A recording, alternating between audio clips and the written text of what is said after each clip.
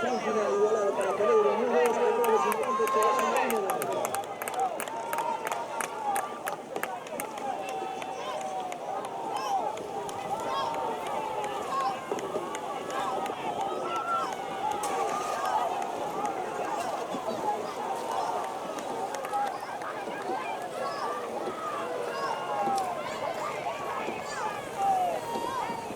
Entra Pereira en primer lugar, en segundo lugar Muros.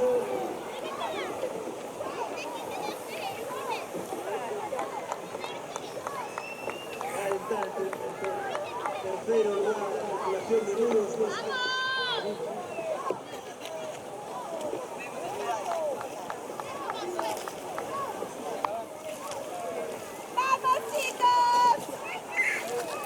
Entra la tripulación de Mugardo femenino en tercera posición.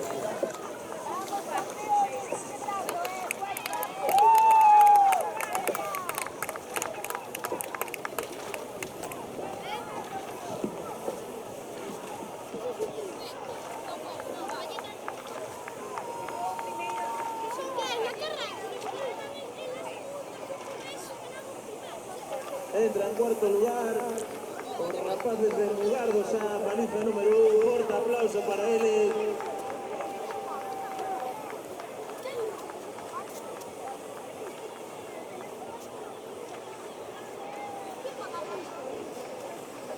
A continuación será lugar la segunda tanda, la categoría Alevín, con Castropol, la baliza número 1, Mugardo femenino B, la baliza número 2, Celeiro B, baliza número 3, el Mugardo femenino A, la baliza número 4, tripulación a línea de salida, por favor.